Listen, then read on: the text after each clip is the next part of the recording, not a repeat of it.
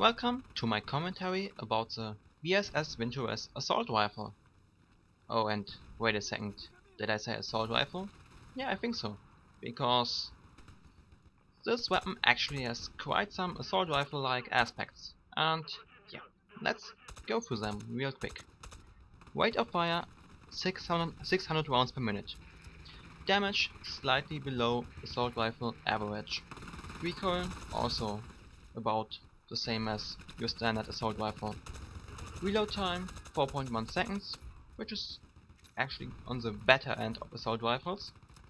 And 3 magazines in total, also very assault rifle like, and 24 rounds per magazine. Okay, that's a bit better than your standard assault rifle. Okay, and now to the sniper rifle part. ADS time accounts for 0.25 seconds, so there's a slight difference to your assault rifle with 0.2 seconds. Takes a bit longer to ADS. And the default scope has a magnification of 2.43. That's actually the same amount of magnification that the semi-automatic sniper rifles use. But they are more suited to medium and long range engagements because of the deviation and the projectile velocity, which is where the VSS Vintorez is extremely bad at. It fires at 350 meters per second, which is very slow, and it's also one of the aspects that you will definitely feel in game when you're shooting on some longer ranges and your enemy is moving and you're wondering why you are not hitting them. So that's definitely also one of the aspects that should be worth improving on. As for initial hipfire deviation, it's 12 degrees when standing and 9 degrees when crouching, and that's worse than even the worst LMG. So in case you would have crosshairs with sniper rifles, they would be even greater than that of the worst LMG when firing from the hip. Which means you basically are only able to use your hipfire efficiently when you are at point blank range, but then you might as well use your knife.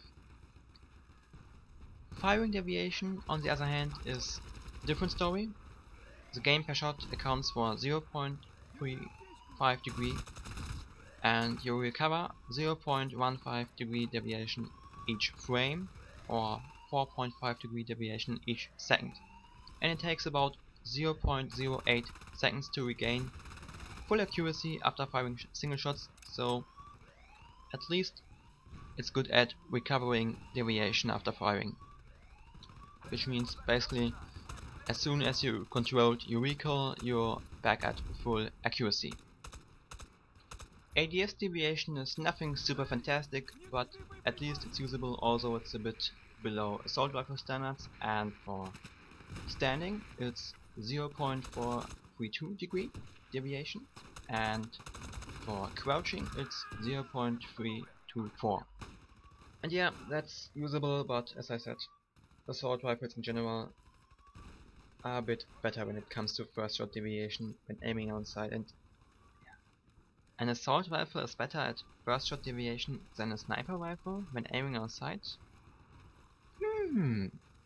What kind of logic is that? But anyway, on to the stock choice.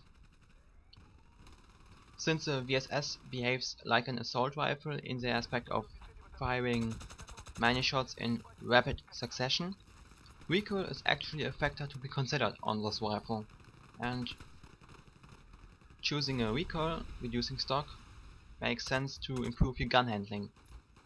The stabilized stock gives the best horizontal recoil on the Vintorez, both in hipfire and ADS, and makes for a very controllable recoil that basically only goes up, so the randomness of the horizontal recoil that can go both to the left and the right is greatly reduced.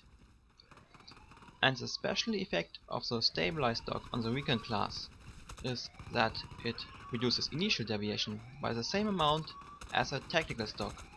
So you have great recoil and also a bit of deviation reduction. So in my opinion, stabilized stock easily outclasses tactical stock, as it gives you the same improvement for deviation and a better horizontal recoil pattern. Simple as that. The precision stock is actually an interesting choice to greatly improve your ADS deviation, so your weapon will be very precise. However, then you will be stuck with the default recoil, so it might be a little bit aggravating to control your actual recoil, and of course there's still the effect of the extremely poor velocity, which is why precision stock has rather limited use on this weapon. With Viper magazines you have a damage of 26 to 30 at initial range, a damage of 23 to 27 at medium range of 50 meters, and a damage of 26 to 30 at long range. And of course you get 3 additional rounds per magazine. This grants you a guaranteed 5-shot kill on all targets, and before 5 meters and after 25 meters it's also a guaranteed 4-shot kill on 100 HP targets. An interesting alternative are Stingray magazines. They give you the same guaranteed 4-shot kill on 100 HP targets up to 5 meters.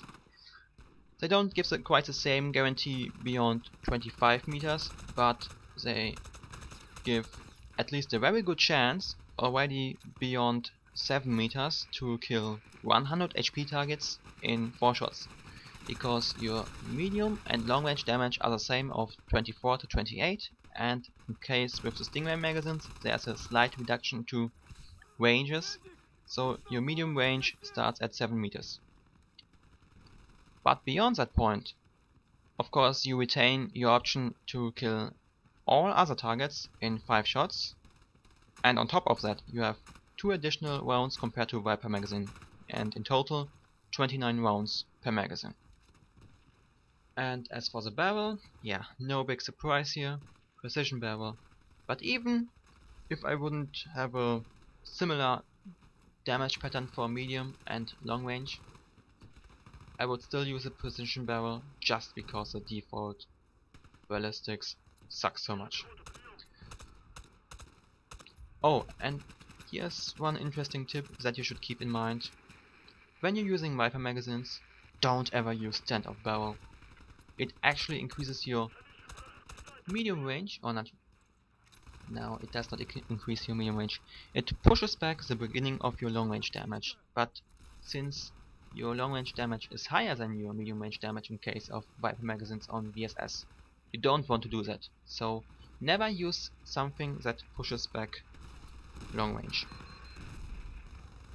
And when you in combination with Stingray magazines, it does nothing negative, but it also does nothing positive, because your medium range and your long range damage are the same, so there's no use for pushing down your long range damage, which is the same as your medium range damage. As for the sight / scope / choice, my recommendation is the rapid aim red dot. It brings back your magnification to assault rifle standards with a magnification of 1.20, so almost no difference in comparison to hipfire, and it lowers your ADS time by 10% for a total of 0.225 seconds. And it's very important to have a flexible ADS with the Vintorez, because your hipfire is unreliable in most of the situations. And of course, the lower magnification makes it easier to control the weapon. Technically, you have the same recoil, but since you have a lower magnification, you actually have to do less mouse movement to compensate for the recoil compared to the default size. And it's of course nice to have better peripheral vision to the left and the right. I would even go as far and call the rapid aim red dot the ultimate sight for the VSS, because all the other sights that give you a lower magnification compared to the default scope, which are the hollow sight, M145, and I think the PSOs, PSO Simonov or whatever they are called, they all give you a higher ADS time, and you don't want more ADS time, because it delays your time until you are ready to fire. And the other set of scopes that gives you the same ADS time are at least Pantera level scopes, so they give you the same magnification as a default scope, or they are even scopes with higher magnification, such as Vulcan and ballistic scopes. So you obviously don't want to have any of that, because the weapon is just not made for long range shooting. Actually, in essence, the VSS Vintorez allows for very aggressive and objective orientated gameplay, and if you're into that type of play, it might be just for you. You should be on the look for assaults, because you will have quite some heavy ammunition usage, but other than that there are not really any significant downsides. Of course, there's the aspect of the hipfire and the projectile velocity, but in total the positives outweigh the negatives. One last piece of advice about the scattergun before I finish the commentary part. Pistols fail horribly at body shots because of the 0.77 damage modifier, so you get outgunned by assault rifles, submachine guns and light machine guns, because they all either have better rate of fire or damage, or in some cases even both. So your only hope lies in headshots, and headshots are not that easy to score, especially when your enemy is moving in an erratic fashion. With the scattergun you have normal damage modifiers for head and body, and you fire 10 pellets per shot, so in extreme close quarter situations it's actually a guaranteed one-shot kill.